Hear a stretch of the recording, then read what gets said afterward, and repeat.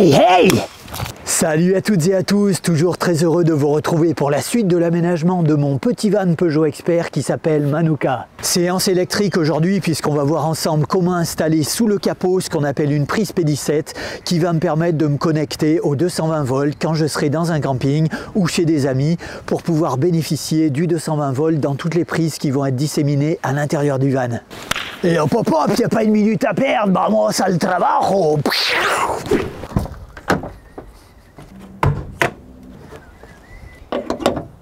Je vous le dis tout de suite pour la suite de la vidéo, nous avons eu une pluie qui vient du Sahara cette nuit et c'est extrêmement efficace pour saloper un camion. Donc ne soyez pas surpris, le véhicule est vraiment dans un état de saleté difficile à décrire. Cette prise P17, très sincèrement, je ne pense pas que je vais m'en servir très souvent. Je l'installe plus par acquis de conscience et éventuellement pour une future revente. Habituellement, ces prises, on les installe sur le flanc du véhicule. Pour ma part, j'avais envisagé au départ de l'installer derrière le siège conducteur et ça m'embête un peu d'avoir ce boîtier blanc qui va être très visible de l'extérieur, dont je ne vais pas me servir vraiment très souvent. Il va falloir à nouveau percer la carrosserie sur le côté et franchement, ça m'enchante moyennement cette solution. J'envisage d'installer cette prise plutôt sous le capot, comme ça elle sera complètement invisible de l'extérieur. Par chance, j'ai repéré un endroit sous le capot qui se prêterait très bien à recevoir la prise que j'ai commandée dans les bonnes dimensions. Ma première difficulté va donc consister à faire transiter mon câble de 3 brins qui contient la phase, le neutre et le fil de terre du compartiment moteur vers l'intérieur du véhicule sous le tableau de bord. Je m'attends donc à une petite chasse au trésor en espérant que je n'aurai pas besoin de percer la carrosserie.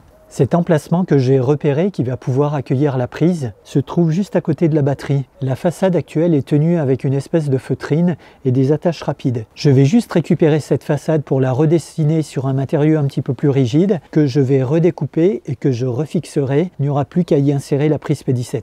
Je vais commencer par démonter le panneau en plastique qui se trouve sous le volant. Ça devrait être relativement simple, c'est simplement maintenu par des clips. Maintenant que j'ai enlevé ma façade en plastique qui se trouvait sous le volant, je vais m'attacher à démonter le marchepied du conducteur. En effet, j'anticipe un petit peu, j'envisage de faire passer mon câble qui vient du compartiment moteur sous le marchepied pour aller à l'arrière du véhicule. J'ai 3 caches à enlever et une vis à défaire à l'arrière. Ça ressemble vraiment au marchepied que j'avais de l'autre côté au niveau de la porte coulissante. Je ne saurais trop vous inciter à regarder ma vidéo précédente où je mettais complètement à nu le véhicule, le démontage des panneaux bois à l'arrière et le démontage de ce marchepied qui se trouvait au niveau de la porte coulissante. Franchement, elle était très bien faite cette vidéo. Allez-y, hein. Regardez-la, elle est bien. Je viens de défaire les quelques vis qui maintenaient le marchepied, mais pour pouvoir retirer la partie arrière, il va falloir que j'enlève le cache qui maintient la ceinture de sécurité. J'ai juste un écrou à dévisser sur le bas et le cache en lui-même est simplement clipsé.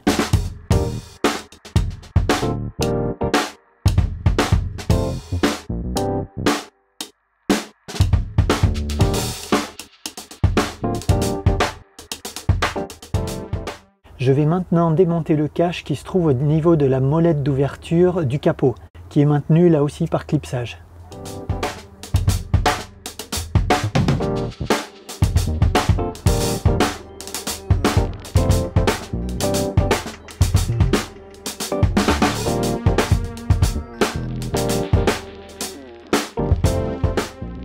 Voilà maintenant ce que ça donne après le retrait du marchepied. Il faudra juste faire attention à cette nappe de câble qui était connectée au marchepied.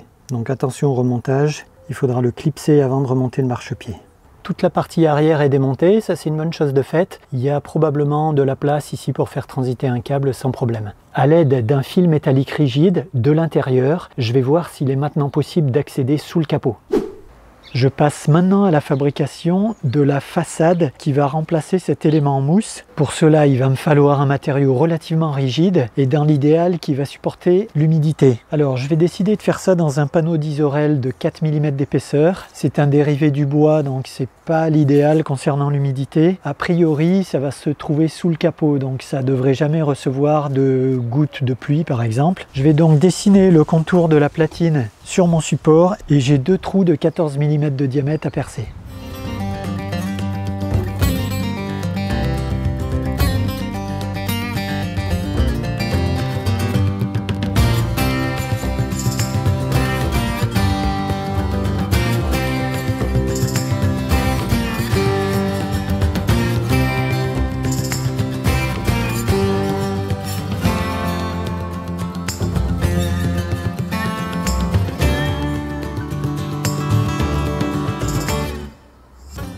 Voilà une petite platine de toute beauté, je vais maintenant la présenter sous le capot.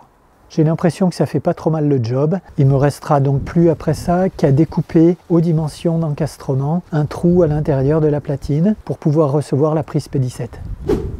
Eh bien, quelques jours ont passé depuis la précédente séquence et je dois avouer que les choses ne se sont pas exactement passées comme je l'avais prévu.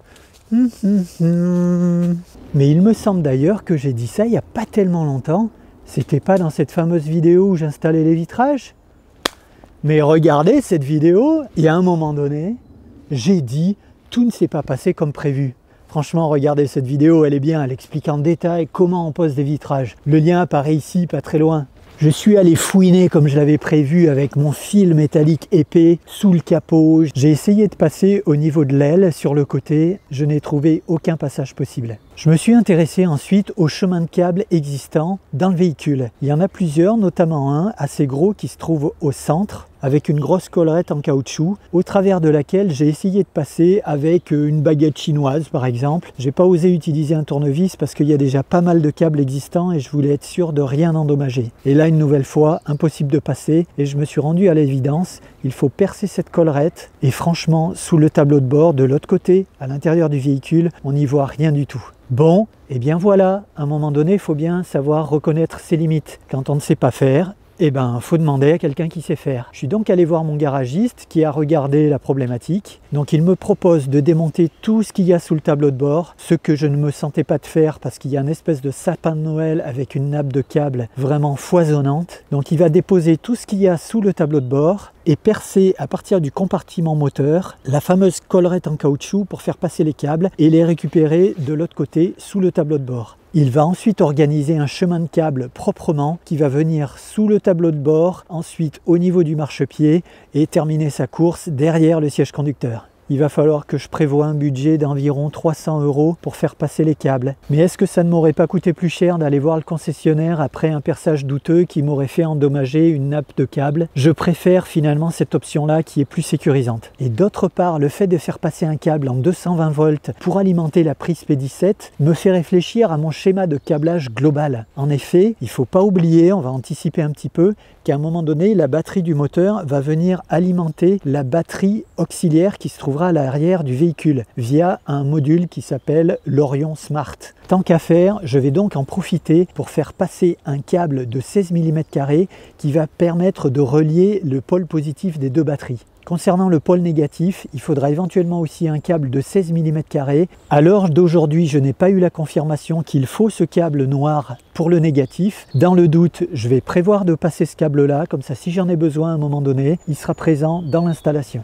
Et dernière petite chose, pour être sûr de ne pas inverser les polarités, j'ai prévu un câble rouge pour l'alimentation en positif et un câble noir pour l'alimentation en négatif. Et attention, ces câbles doivent être souples.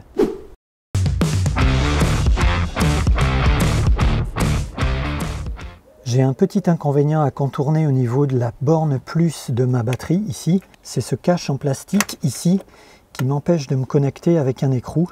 On va donc suivre tranquillement la connectique ici pour se rendre compte que la borne positive de la batterie est reliée ici à la boîte à fusible du véhicule.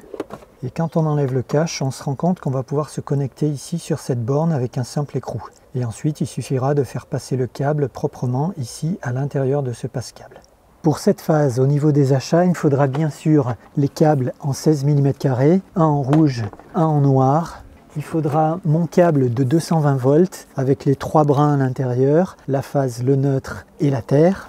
Pour connecter mes câbles d'alimentation entre les deux batteries, j'ai acheté ici des petites cosses à œillet qu'on peut soit sertir, soit souder. J'ai prévu également de la gaine thermorétractable. J'ai également prévu des cosses à sertir qui peuvent recevoir du câble jusqu'à 2,5 mm. Et en termes d'outillage, j'aurai besoin d'un petit étau, de mon jokari pour dénuder les câbles, éventuellement d'une petite baguette chinoise. C'est pas pour aller au restaurant, hein, je vous montrerai tout à l'heure. On peut avoir éventuellement aussi besoin d'un cutter, la pince à sertir.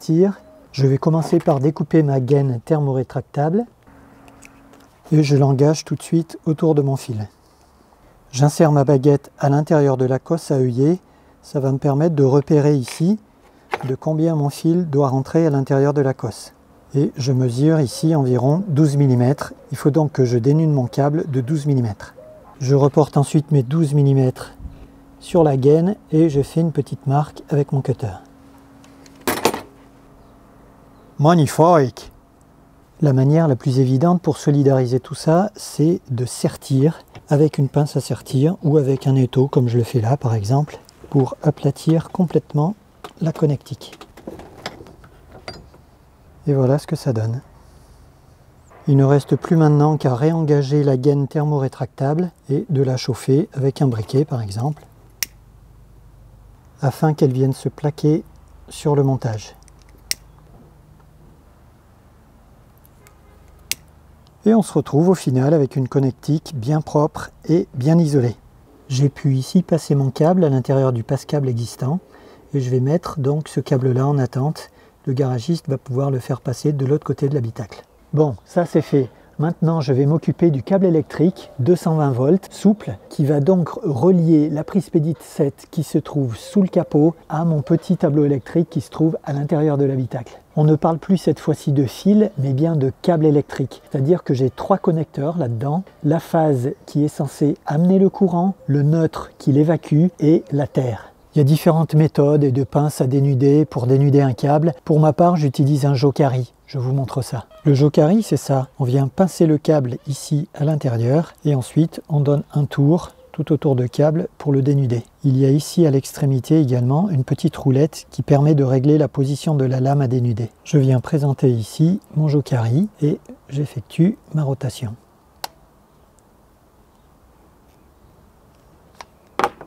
Et ensuite, on n'a plus qu'à dénuder la gaine.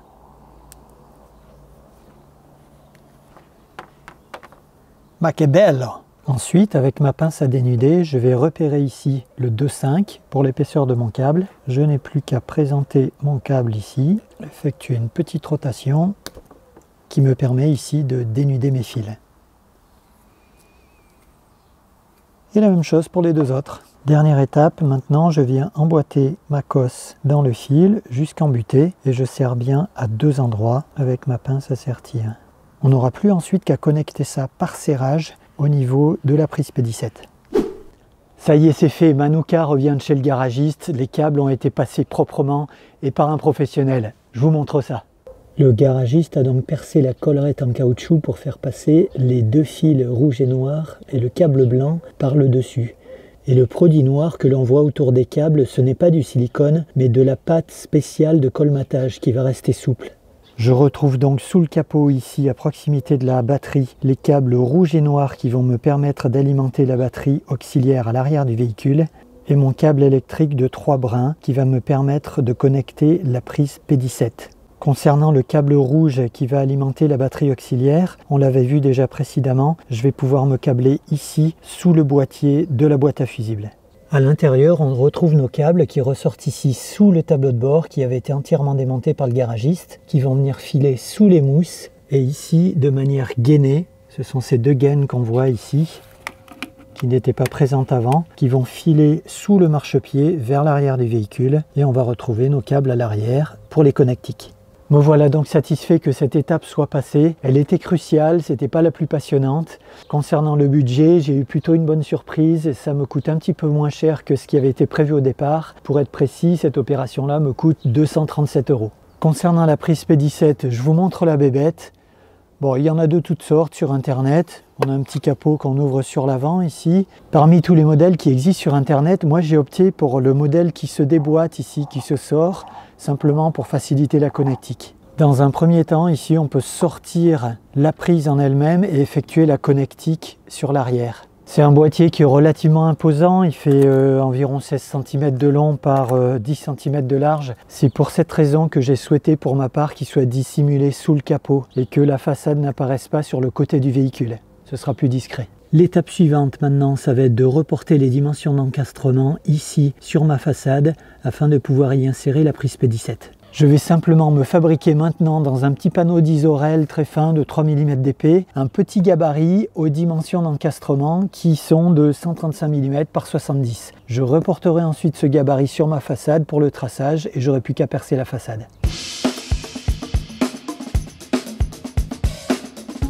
Je vais simplement maintenant pour la présentation passer un petit coup de peinture blanche recto verso sur ma platine et on pourra ensuite procéder au câblage. Lorsque j'aurai besoin de solidariser mes câbles sous le capot ou à l'intérieur de l'habitacle, je vais tout simplement utiliser des attache-câbles. Pour l'installation du boîtier P17, franchement ça va être d'une facilité infantile. Avant de fixer le boîtier à la platine avec 4 vis simples, il faudra simplement que je pense à faire passer mon câble dans le passe-câble qui se trouve à l'arrière. Pour le passage de mon câble à l'intérieur de la carrosserie, ça tombe bien, il y avait un espace, un grand espace qui était déjà disponible ici, j'ai même pas besoin de repercer et je vais pouvoir faire passer mon câble ici par le côté. Le P17 est fixé sur la platine et le câble ressort. Il ne reste plus maintenant qu'à connecter le boîtier bleu. Pour le câblage de la prise femelle, ça va être extrêmement simple. Il y avait 2 vis à sortir ici pour sortir le cache. On a ici une petite pièce blanche à visser que j'ai pré-percée au diamètre du câble. Donc il faudra bien que je prévoie de passer le câble par ici. On aura ensuite une petite pièce en travers ici qui nous permettra de serrer les câbles. Et ici c'est tout simple, par vissage, on n'aura plus qu'à venir visser ici les 3 différents câbles. Les symboles sont tout à fait explicites ici. On aura donc la terre sur le dessus, le L ce sera la phase et le N ici le neutre.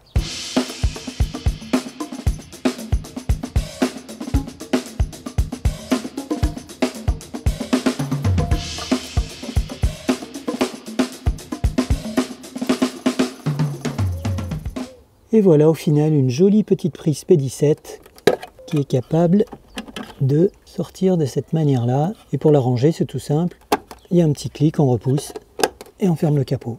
Je vais maintenant m'intéresser à câbler mon mini tableau électrique. En haut de mon tableau électrique, je vais utiliser un peigne pour le raccordement de la phase et du neutre. À l'intérieur de mon tableau électrique, j'installerai également mon interrupteur différentiel 30 mA. J'installerai également à l'intérieur du tableau électrique mon disjoncteur différentiel de 16 A. L'interrupteur et le disjoncteur vont se présenter comme ça à l'intérieur du tableau. Je vais donc venir alimenter le haut des 2 modules grâce au peigne qui va s'insérer sur le haut des modules comme ça. J'ai une marque ici pour la découpe. Je vais venir donc découper mon peigne à la longueur souhaitée. La partie gauche du peigne alimentera le neutre et la partie droite ici alimentera la phase. Et ensuite le peigne va s'occuper de redistribuer la phase et le neutre sur les modules suivants. Une fois que le peigne est découpé, on prend bien soin à l'extrémité de rajouter l'obturateur qui est fourni avec le peigne, qui va éviter les risques d'électrocution lorsque le tableau est ouvert. Les modules s'accrochent ensuite très simplement par clipsage sur le panneau arrière du tableau électrique. Une fois que le tableau électrique aura été installé dans le camion et que les connexions électriques auront été faites, on n'aura plus qu'à rajouter la façade pour ce résultat final.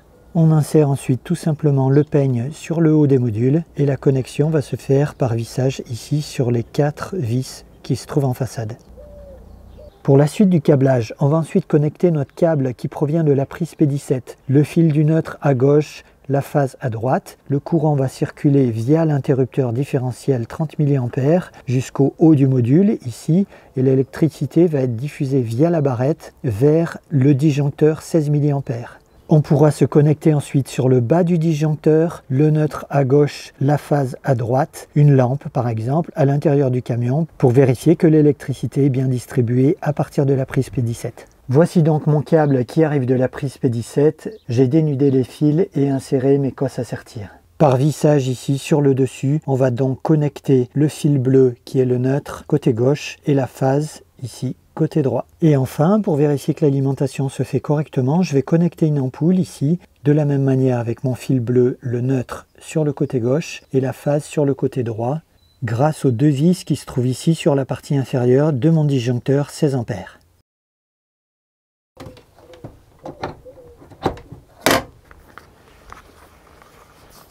Lorsque vous allez vous connecter à l'électricité dans un camping, c'est ce type de prise qu'il vous faudra, une prise mâle équipée d'une rallonge. Et de l'autre côté, donc, vous aurez cette partie-là, la partie femelle, qui va se connecter sur la prise P17 du véhicule. Si toutefois vous deviez vous connecter dans un lieu où vous n'allez trouver que des prises 220 volts traditionnelles, je vous recommande de vous équiper de ce type de rallonge. Dans mon cas, elle fait 1,50 m, où vous allez trouver à une extrémité la prise 220 volts mâle et de l'autre côté la prise femelle P17 que l'on va connecter au véhicule. Vous conserverez la rallonge dans le véhicule en permanence, ce qui vous permettra de vous connecter chez vous par exemple pour charger la batterie ou bien chez des amis si vous êtes en vadrouille. Je connecte la partie femelle de ma rallonge à l'intérieur ici du boîtier, sous le capot. On ne peut pas se tromper de sens, il y a des ergots ici sur l'arrière pour le guidage. Accessoirement, je prolonge ma rallonge noire par une autre, blanche, un petit peu plus longue. Dans votre cas, n'hésitez pas à vous procurer éventuellement une rallonge un peu plus longue que 1,50 m, ce qui vous évitera cette opération-là. Dernière étape, je connecte ma rallonge à mon enrouleur. Petit détail pratique au niveau des connexions, vous pouvez également vous procurer dans le commerce des boîtiers étanches qui permettent de protéger les connectiques en cas de pluie. Ce qui est tout de même, il faut bien le dire, un petit peu plus sécurisant. Le gros avantage sur ce type de montage, c'est qu'on va pouvoir fermer le capot. Le joint qui se trouve sur la partie supérieure va s'écraser pour absorber l'épaisseur du câble. Et de cette manière-là, l'étanchéité continue à être garantie. Bon, j'ai l'impression que c'est maintenant le moment de vérité. On va remonter les interrupteurs au niveau du tableau électrique à l'intérieur du véhicule et vérifier que l'ampoule s'allume. Je mets mon disjoncteur différentiel 30 mA sur on. Je mets mon disjoncteur 16 A sur on. Magique à magique et la lumière fut. Ouh là là! Eh bien ma foi, l'installation de cette prise P17 se termine plutôt bien. Je vais maintenant redémonter le tableau électrique, c'était juste une installation temporaire. Je vais maintenant bien évidemment remonter tous mes caches au niveau du tableau de bord, du marchepied et de la ceinture de sécurité.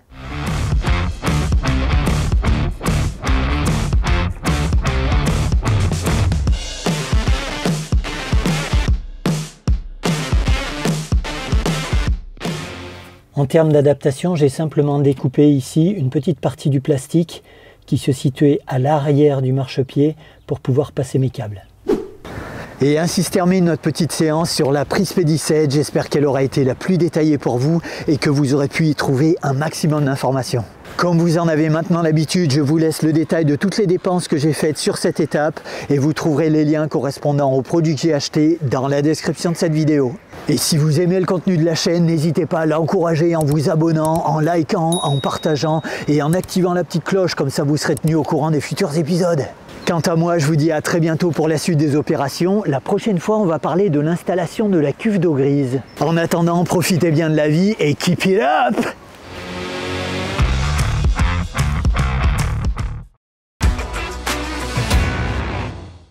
Je passe maintenant à la fabrication. Mais l'avion, t'as fait du bruit les avions! Oh là, mais jamais je vais y arriver, mais articule!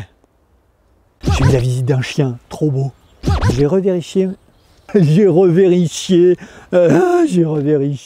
Au secours! Voilà, ça y est, je parle devant la caméra. J'ai simplement dégoûté. J'ai dégoûté! Plein de petits enfants. Théo!